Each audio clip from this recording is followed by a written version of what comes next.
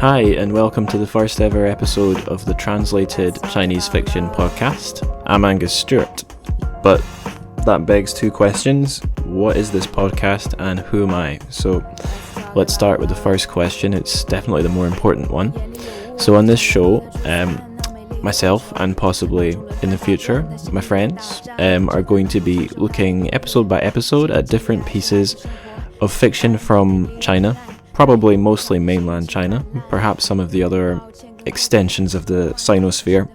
So we're going to be looking at stories from this part of the world that have been translated from Mandarin, or at least from Chinese, into English, and we're just going to go through them, share our thoughts, maybe see what other people have had to say about these pieces of writing. We're going to have a particular focus on the translation, maybe look at different editions, different translations, and so on.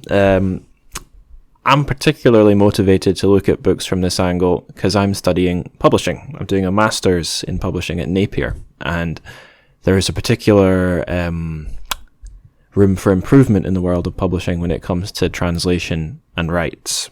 So I'm hoping that this podcast will kind of mesh up with my studies, but you guys really, that's for my benefit, not for the listeners' benefit. So, where does my interest in China come from? I lived there for 3 years, and now I'm back in Scotland, but I want to kind of continue my interest and my studies. That's basically that. So, without further ado. Anyway, moving on. This week, we're looking at a text called The Diary of a Madman by Lu Xun.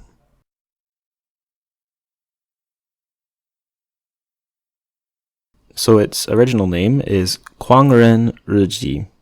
So literally that's Madman Diary. Its English name gets rendered as either The Diary of a Madman or A Madman's Diary. So anyway, my edition is it was published by the Foreign Languages Press of Beijing, or Peking as it was known in the Western world at that time, in 1960, and then again in 1972. So firmly in the communist era. Definitely Foreign Languages Press would be an arm of the government. So that has affected some people's view of this translation. I've seen some people people being quoted online saying the annotations that have been added to this version of the text are ideological. I haven't read the annotations. I think the translation itself is fine. So it's by Yang.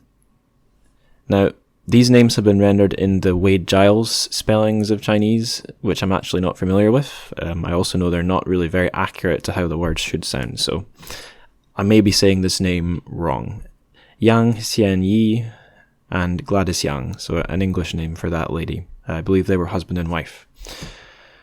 So that's that. I've read this story twice. The first time I also read this version. It's online. It's actually on this really strange website called coldbacon.com, which appears to have been made in 2005 by an American guy, I forget his name, who had been left by his wife and made this like really strange kind of Web 1.0 just hobbyist website, which happens, for whatever reason, to have really good Lu Xun resources. There's quite a lot of Lu Xun's writings and thoughts on his writings on here from both the maker of the website and quotations he's lifted from other people. So anyway, that's a good place to get this story online. Of course, it's out of copyright, so it's perfectly legal that it's up on here. A couple of years back, I bought my dad a bilingual version of this story, a printed version. He only speaks English. I certainly couldn't read a book in Chinese, and if I can't, neither can my dad. But anyway, he owns quite a snappy-looking bilingual version of this book, which is available as an ebook or a paperback or a hardback too. No, just a paperback on Amazon, and I can see that it was translated by. I had the names. Can't see them just now. But anyway, it was it's a self-published thing. It was made on CreateSpace. If you haven't heard of CreateSpace, and this is not an advertisement, it's a self-publishing to print rather than just ebook business that Amazon created, which basically lets you it lets you put your book on Amazon, and then people can, whenever they buy it, I believe it's a digitally printed copy will be sent to the buyer on demand. So if you know about publishing, you'll know Amazon are a bit evil. You'll also know they're geniuses, and yeah, probably the way this version of Madman's Diary was put out through CreateSpace would be an example of the genius. It's pretty cool. Anyway, I'm not reading that version. I'm reading the older communist-friendly version. Let's say it's not especially communist, but produced by people working for the Chinese government. We'll later in the podcast we'll get in more to Lu Xun, the writer's relationship with the party. It's an interesting one. To introduce you to Lu Xun, I'd like to read you this little excerpt from his preface to a collection of his writings called A Call to Arms. So here he is.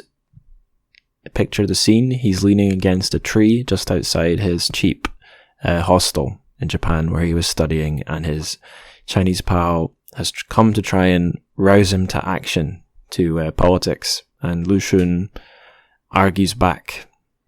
He says this: "Imagine an iron house without windows, absolutely indestructible, with many people fast asleep who will soon die of suffocation. But you know, since they will die in their sleep, they will not feel the pain of death. Now if you cry aloud to wake a few of the lighter sleepers, making those unfortunate few suffer the agony of irrevocable death, do you think you're doing them a good turn?" And then his friend says back, "But if a few awake, you can't say there's no hope of destroying the iron house." So, what's this iron house metaphor? Well, basically, it's China in its present state, or the situation it's found itself in. A bad one. And Lu Xun's friend is trying to get him to return to political writing because he'd been demoralized. So, who, what, where? What's New Youth? What were these guys trying to fight for? Well, let me give you some historical context. You may wish to skip ahead if you already know this stuff.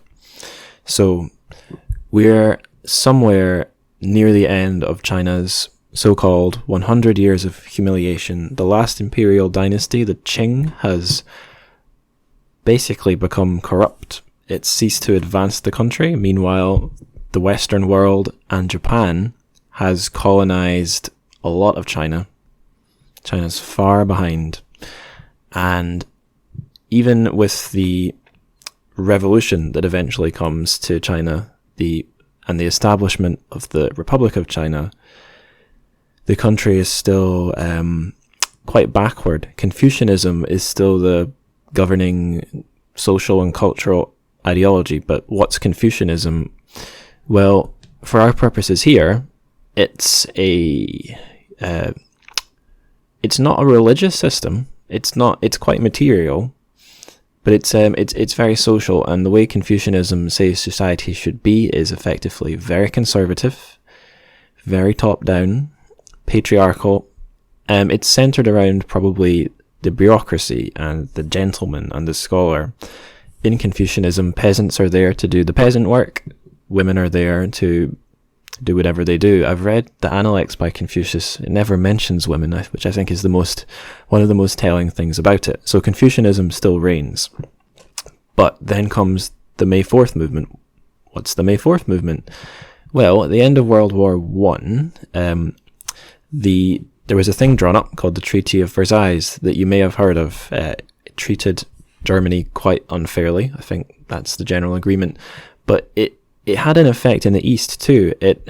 So there had been a German colony in China called Qingdao, and the Japanese in World War I's rather minimal Eastern theatre seized it from the Germans. And the Treaty of Versailles did not hand Qingdao back to the Chinese. It kept it in the hands of Japan, which went against the kind of spirit of the times of national self-determination. And it upset a lot of young Chinese people. And they protested I forget if it was the Qing or the Republic of China government, but they protested them outside the gates of Tiananmen. And along with the May 4th movement came the New Culture movement, which was the young artists and literati who wanted to kind of rejuvenate the nation and get rid of these old traditions and corrupt leaderships that were kind of holding them back. So I have some of the New Culture movement's guiding principles here. I'll just go through them. Vernacular literature. Now this is important because Chinese literature up until this point had mostly been written in a classical style. It's maybe not a great example, but imagine if we were still writing English in a Shakespearean style, or basically a style hundreds of years out of date. So they wanted something that was closer to the spoken language of the people in the literature, let's say, or just something less suffocatingly formal.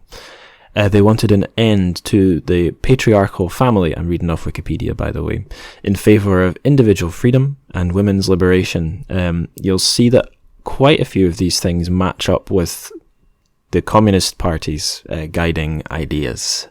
The next one, the view that China is a nation among nations, not as a uniquely Confucian culture. This one's really interesting in today's context because the current president, Xi Jinping, is basically trying to bring Confucianism back. Probably that'll prop up in future episodes. I won't get bogged down in that. The re-examination of Confucian texts and ancient classics using modern textual and critical methods, known as the Doubting Antiquity School. So, criticism, basically, a critical approach to literature, life, the world, perhaps in line with Western literary criticism, perhaps not. I don't want to put my foot in it there and say something wrong. Democratic and egalitarian values. This was definitely an attempt to modernize as the West had. An orientation to the future rather than the past. Yeah, so a big focus on science, progress, reason, and less of a focus on traditions, repeating the past, the empire. So there's the New Culture movement, and this is the thing that Lu Xun initially involved himself in, became demoralized, and then was spurred back into action. So if you go looking online or reading about Lu Xun, there's a couple inciting incidents from his childhood that kind of point to what drove him to progressive literature, let's say, and politics. So I'll just quickly tell you one of them. So he was from a family that had previously kind of been in the scholarly, bureaucratic, middle class, let's say, world, but the family was on the decline. And his father, in his later years, became ill. And the medicine that Lu Xun's family sought for his father was traditional Chinese medicine. And some of it, so remember Lu Xun was watching all this, some of it was definitely superstition medicine, let's say, rather than effective medicine. So one of the things I remember when I was doing my research is that twin crickets were prescribed to his dad to deal with his tuberculosis. And guess what? None of this medicine worked, and Lu Xun had to watch his father in decline. And after his father died, and it was time for Lu Xun to get out there in the world, he went off to Japan to study medicine. And the reason he'd picked Japan was it was a nearby center of scientific Western, let's say, learning and modernization. So that's what took him to Japan. And whilst he was there, he was prompted to turn away from medicine to writing. And rather than tell you that myself, how that happened, I'll read you a couple of passages from Call to Arms, the collection of his writing. So Call to Arms, by the way, its Chinese name is Na Han, which can be translated a few ways. It can mean shout, outcry, or rallying cry. And I saw some people online saying that the English name Call to Arms is not a good translation. I that seems unlikely to me, but I don't have a dog in the race. I just think it's interesting seeing these questions and debates. Okay, so here's the first passage from Call to Arms. This is about Lu Xun's decision to go study medicine. I've swapped out a couple of the place names are blanked out in the way that old writing in English sometimes would do with names and places. I've swapped that for the names of the places spelt out as they should be in pinyin, but just be aware, they probably wouldn't have been spelled out in pinyin at the time. They would have been Wade Giles. Would have been Jiangsu and Nanking. I've rendered them Jiangsu and Nanjing because that's what Mandarin actually sounds like. Wade Giles is awful. Anyway, here we go. I believe that those who sink from prosperity to poverty will probably come in the process to understand what the world is really like. I wanted to go to the Jiangsu school in Nanjing, perhaps because I was in search of a change of scene and faces. There was nothing for my mother to do but raise $8 for my travelling expenses and say I might do as I pleased. That she cried was only natural, for at that time the proper thing was to study the classics and take the official examinations. Anyone who studied foreign subjects was looked down upon as a fellow good-for-nothing who, out of desperation, was forced to sell his soul to foreign devils. So, Jiangsu and Nanjing, that's not Japan, so I suppose this is prior to heading off to Japan for medical study, but definitely on the run-up to that. Here's the second passage. It's 2 paragraphs.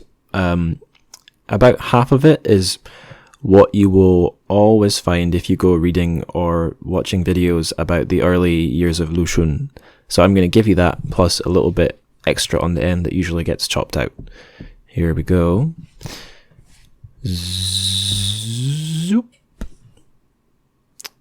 I do not know what advanced methods are now used to reach microbiology, but at that time, lantern slides were used to show the microbes, and if the lecture ended early, the instructor might show slides of natural scenery or news to fill up the time. This was during the Russo-Japanese War, so there were many war films, and I had to join in the clapping and cheering in the lecture hall along with the other students. It was a long time since I had seen any compatriots, but one day I saw a film showing some Chinese, one of whom was bound, while many others stood around him. They were all strong fellows, but appeared completely apathetic. According to the commentary, the one with his hands bound was a spy working for the Russians, who was to have his head cut off by the Japanese military as a warning to others, while the Chinese beside him had come to enjoy the spectacle. Before the term was over, I had left for Tokyo, because after this film I felt that medical science was not so important after all. The people of a weak and backward country, however strong and healthy they may be, can only serve to be made examples of, or to witness such futile spectacles, and it doesn't really matter how many of them die of illness. The most important thing, therefore, was to change their spirit. And since at that time I felt that literature was the best means to this end, I determined to promote a literary movement. There were many Chinese students in Tokyo studying law, political science, physics and chemistry, even police work and engineering, but not one studying literature or art. However, even in this uncongenial atmosphere, I was fortunate enough to find some kindred spirits. We gathered the few others we needed, and after discussion, our first step, of course, was to publish a magazine, the title of which denoted that this was a new birth. As we were then rather classically inclined, we called it Xincheng, New Life.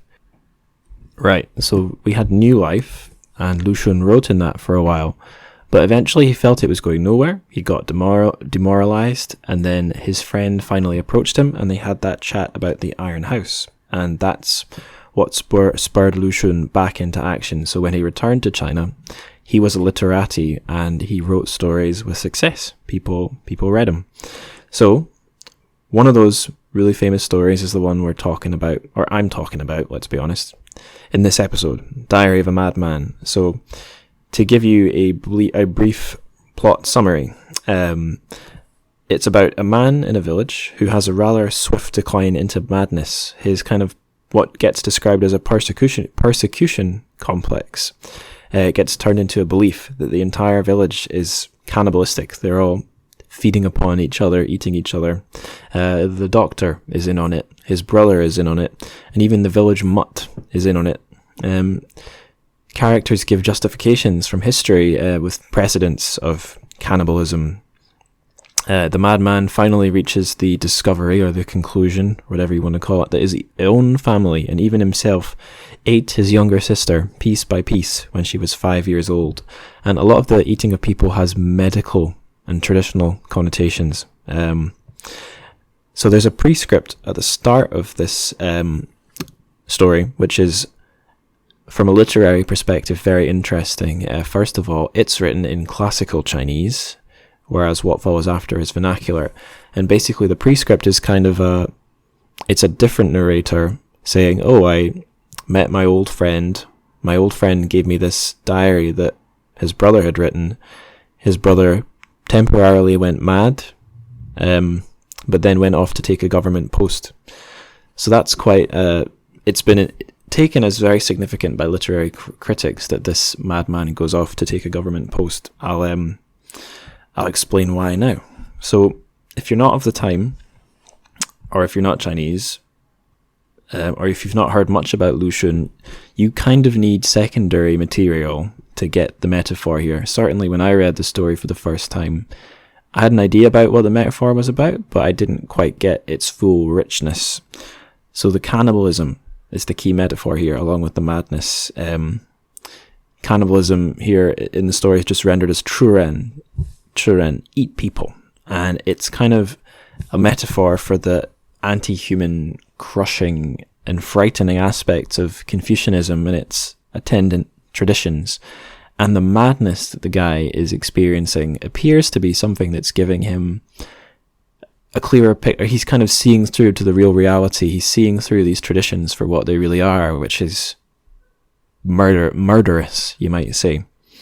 So yeah, I'm going to read some excerpts from the story now, and I'll kind of tease out this madness reality and cannibalism equals Confucianism metaphor. So here we go. Here's the very first entry from the diary. It's quite short.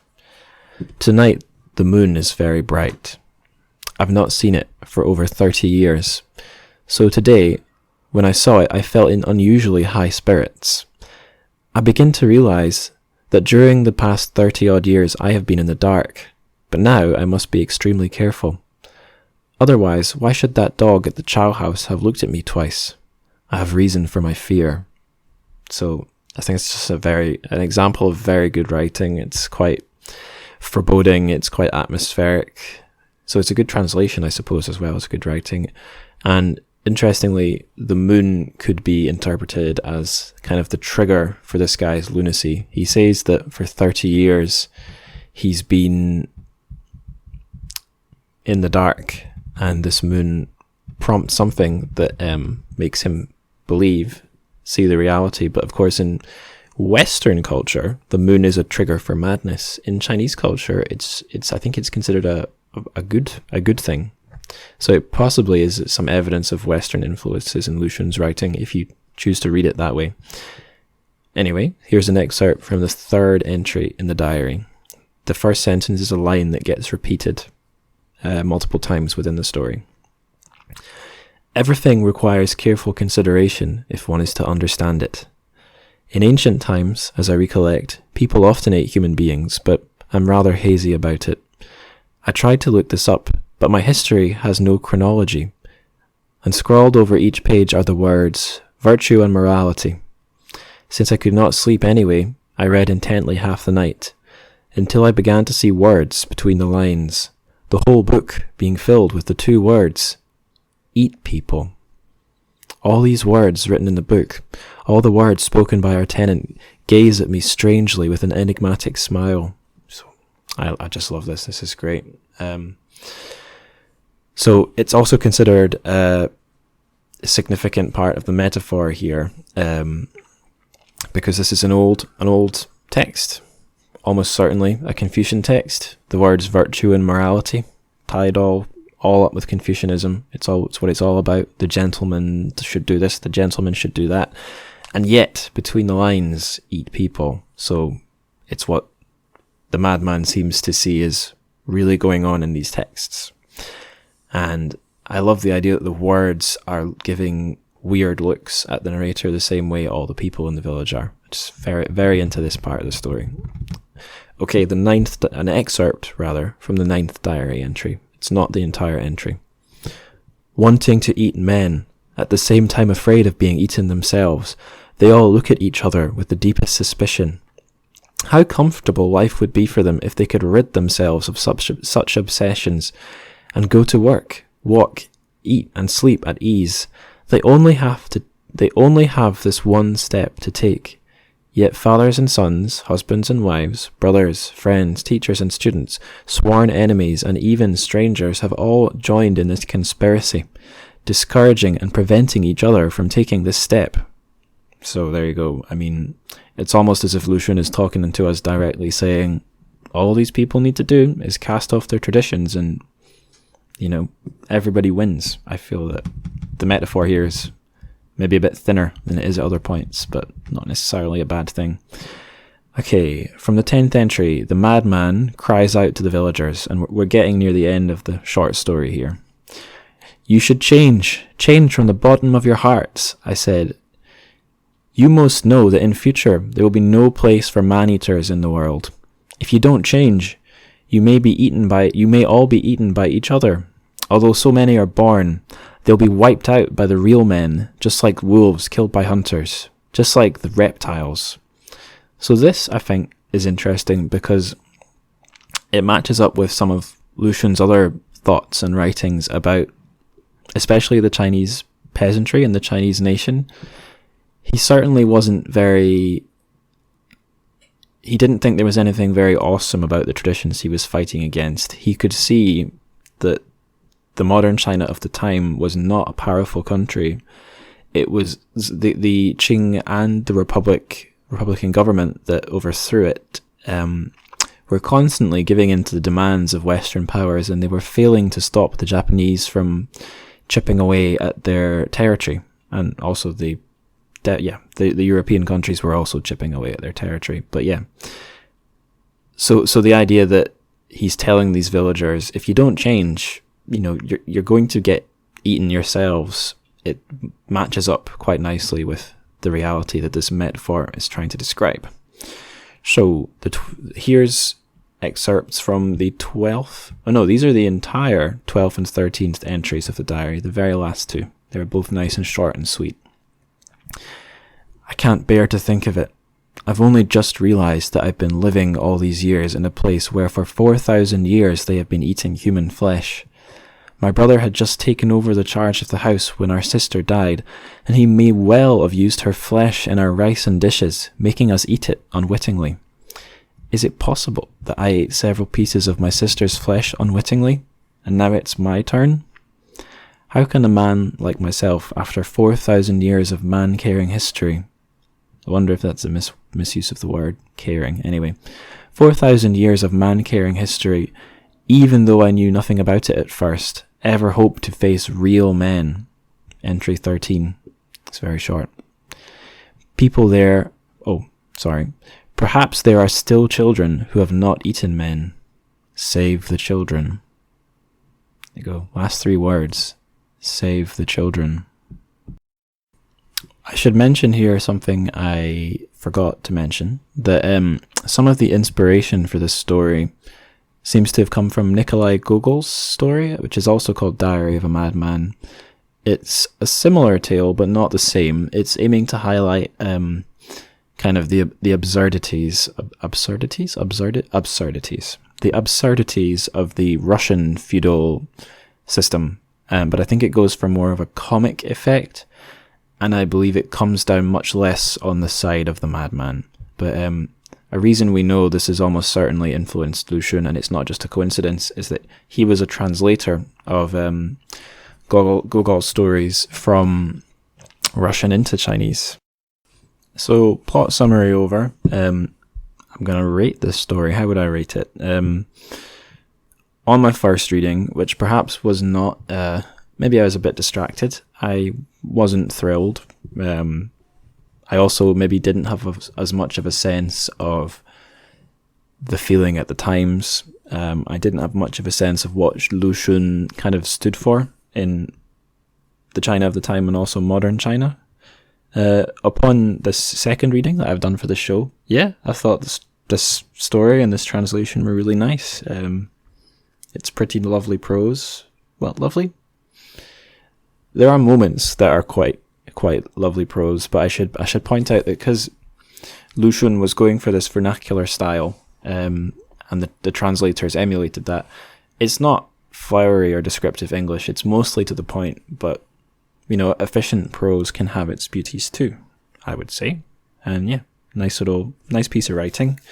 Quite eerie at points. Gothic. Not really gothic, but certainly I feel there's a little bit of horror creeping into this story. I'd rate it 4 out of 5 shifty village mutts. Or 4 out of 5 sister-eating brothers.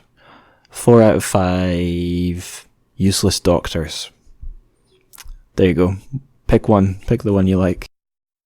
Okay, so let's go into the relationship of Lu Xun with the Communist Party. This is a fun one. So, initially, Lu Xun's sympathies were with the first Chinese Revolution and the Republic of China it created, but as we've already said, he perceived its shortcomings pretty quickly, and he gradually became more pessimistic and fell out of love with the Republic of China and the change it had promised and failed to deliver on. And towards the end of his life, the civil war was beginning between the nationalists who ran the Republic of China and the communists who were trying to overthrow it, basically.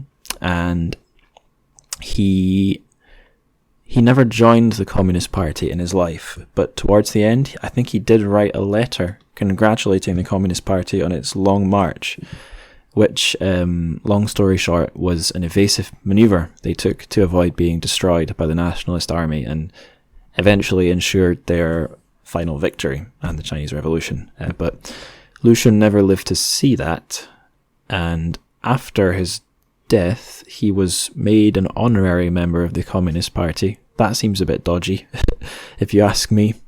But he was enshrined by Mao. Mao thought Lu Xun was pretty ace, it's a bit ironic because Lu Xun was a rebel. He spoke freely, and of course that wouldn't have really worked for him very well in revolutionary China. Certainly not later into the 50s and then the Cultural Revolution that followed. Mao even admitted himself that by the 50s, if Lu Xun were still alive, he would have been put in jail or gone silent. Ominous phrasing there. Yeah. So I'll tell you a wee story about Lu Xun from when I was teaching in a training school called Web English, teaching adults. And I learned a little bit about the impression this guy has in modern Chinese people because he's a part of the education system. He's the equivalent in Scotland would be Robert Burns. It's someone everybody learns about if you go to a state school. I don't know if England has an equivalent, someone everyone learns about. Shakespeare, I suppose, although Shakespeare is from far older times. Anyway, so I had an English corner where I was basically free to teach whatever I liked. And one day I thought I would just present some different English language authors, and we would you would use vocabulary to describe their differences. And one of the guys I popped up was Dickens. And, Dickens was also a guy somewhat perturbed by the society he lived in and chose to write about it.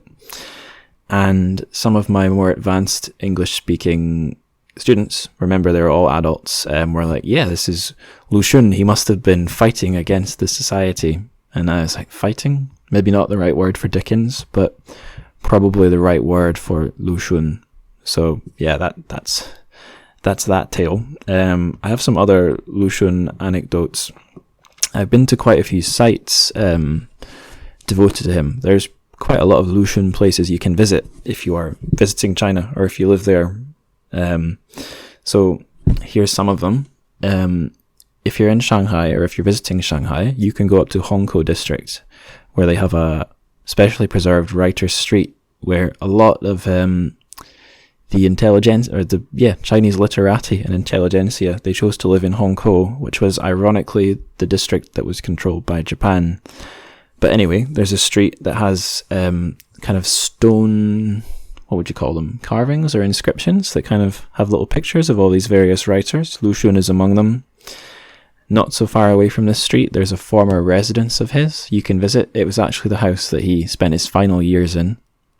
I think maybe that's where he died. So if you don't like stuff like that, maybe stay away. But you can check out the house. It's a cheap entry fee.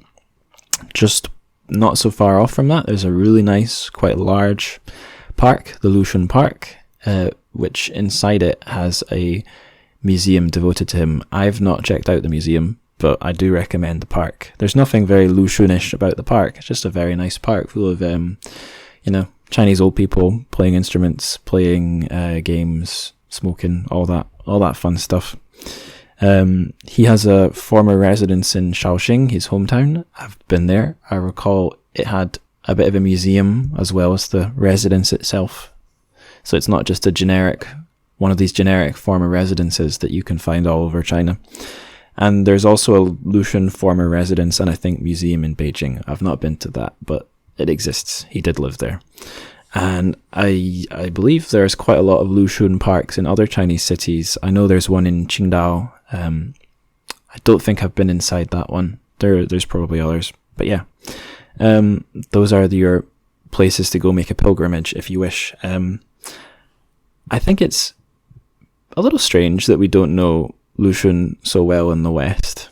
But then, how many classic or even modern Chinese writers do we know in the West? Not an awful lot, I feel. So that's why one reason I've made this podcast. Something later shows are going to look at is what Western tastes are for Chinese writing. I know, or I certainly believe we like rebels, but I wonder if Lushun is the right kind of rebel that would scratch the itches of the Western market, because he's quite orthodox. He's been adopted by the Communist Party in their education system. Now, I'm not saying that's any reason to disregard him or not try to understand him better in the West. In fact, exactly the opposite. I think that's exactly the kind of... If he's known all across China and admired by the Chinese people, and he's part of the education system, if you want to understand the country and its history, this is exactly the kind of guy that people ought to know about. So yeah, I've got other things about his legacy that I found after a little bit of Googling online. So, interesting fact, Lushun's writings were banned in Taiwan until the late 80s. I think something I certainly didn't realize about Taiwan was that, a little bit like Korea, South Korea, that is, although it was a Western ally during the Cold War, it was a dictatorship for, until not very long ago. And Lushun was considered a leftist. It was, I suppose, a right-wing dictatorship, so he was banned. There you go. Next interesting fact. The Japanese Nobel laureate, sorry if I slaughter this pronunciation, Kenzaburo Ore, might have said that wrong, he called Lushun the greatest writer Asia produced in the 20th century. So there you go. The country that gave Lushun the medical education he never used, showing some appreciation back. And last of all, Wikipedia told me that Frederick Jameson, the postmodern literary critic, wrote an essay where he describes Diary of a Madman and other stories by Lushun as an excellent example of third world writing. And I went and looked online, read the PDF, really wasn't thrilled. So if you're looking for some generic postmodern Western babble, lots of mentions of the oral stage, Freud, I don't know, I didn't read it that closely, didn't look great. Anyway, if that's the kind of thing you like, go look up Frederick Jameson, Lushun, PDFs out there for free. Also, YouTube has quite a lot of lectures on Lushun. Didn't watch any of them, but looks like there's resources out there if you want to study this guy. So that's the full extent of everything I have to say about the Diary of a Madman and Lushun. If I have messed anything up, if I've misrepresented the facts, mispronounced a word, then just sling me a message on the links provided in the show notes. I'll also slap in a link to that Frederick Jameson essay if you really must do that to yourself. But yeah, anything at all you'd like to say, just reach out. If you'd like to contribute and talk about something written in translated Chinese you've read, if you'd like to suggest a topic for the show, if you've got a question, just sling it my way. I'd love to hear from you, and I'd also love for you to tune in to the next episode. It's going to be about Wang Shuo's Please Don't Call Me Human. So fast forwarding to the 90s and keeping up the critical angle on society, although we're not going to be keeping that up every episode, don't worry about it. Anyway, until next time, toodaloo and 再见.